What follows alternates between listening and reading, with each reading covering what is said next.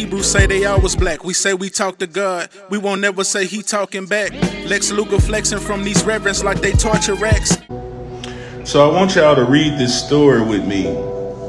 Now it says that after this, Satan had entered Judas. So Satan entered Judas to possess Judas.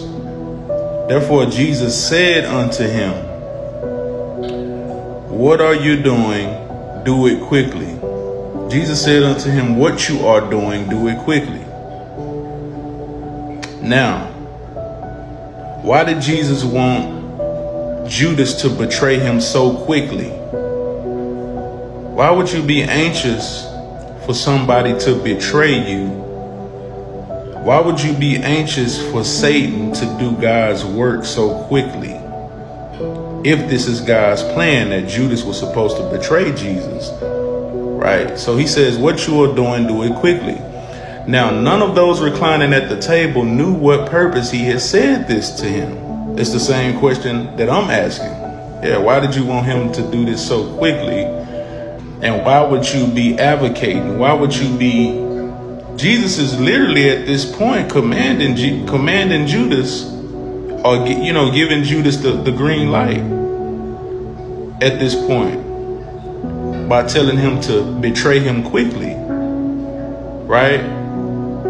And it says, verse 29, for some were assuming, since Judas kept the money box, that Jesus was saying to him, buy the things that we need for the feast, or else that he was to give something to the poor. Now, another thing I don't understand, why would Jesus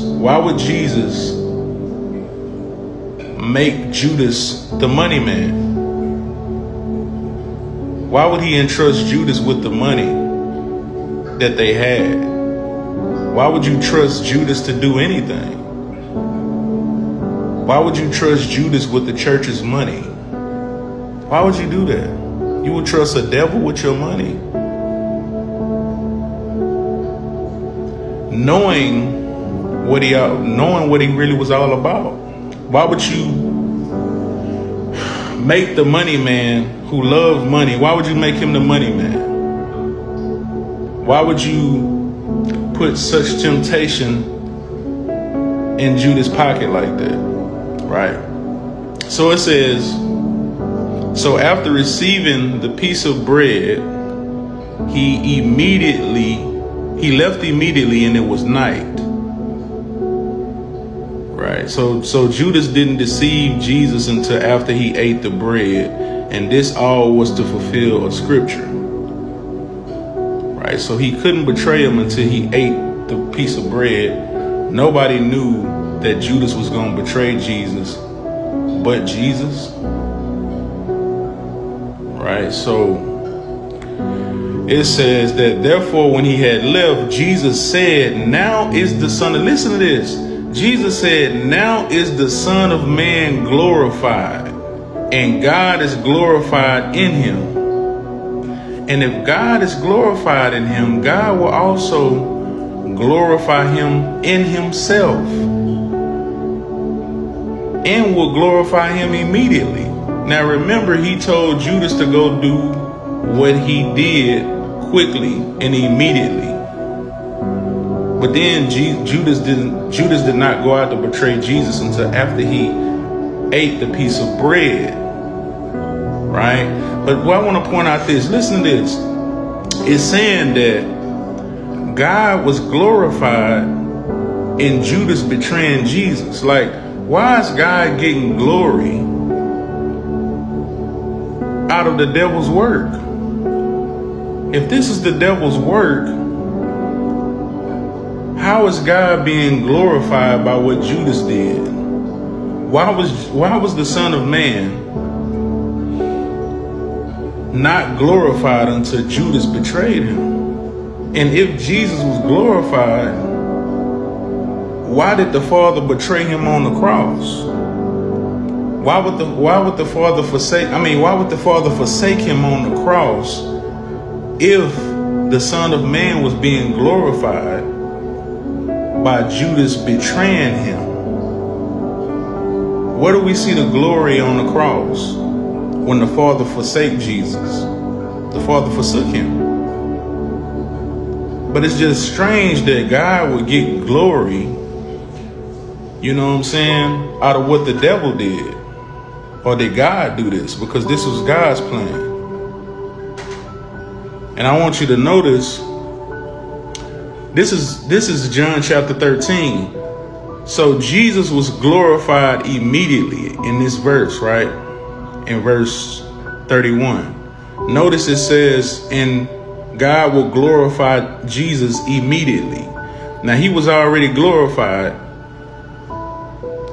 by Judas' sin. I want to point that out.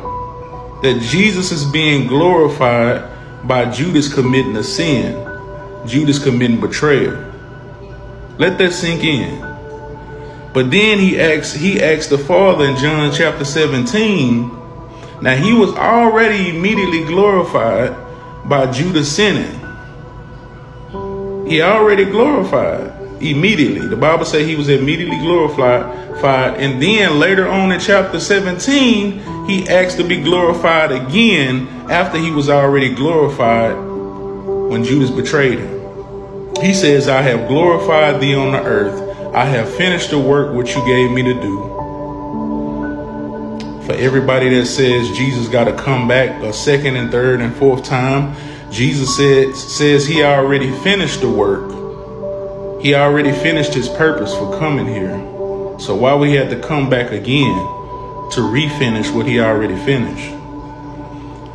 And then he says, and now, O Father, glorify thou me. Now remember, in the Old Testament, God says he does not share his glory with anybody, with no one else. Right? But Jesus says, glorify me again, after he was already glorified when Judas committed sin against him, betraying him. When the devil possessed Judas, Jesus says, glorify me again, Father, after you already glorified me.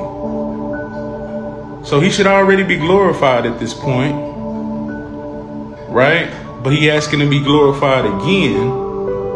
He says, Father, glorify thou me with thine own self, with the glory which I had with thee before the world was. Now, if you already had this glory before the world even came into existence with the Father, why would you have to ask the Father to glorify you again?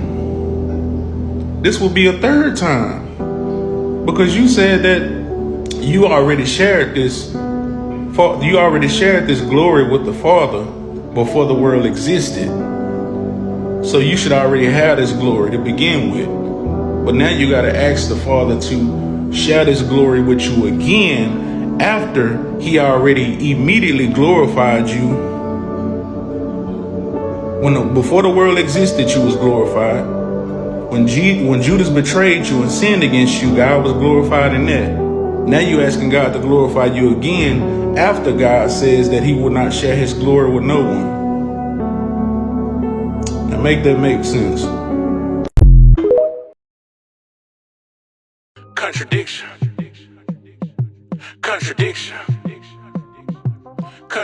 It ain't no contradiction, you just need to speak.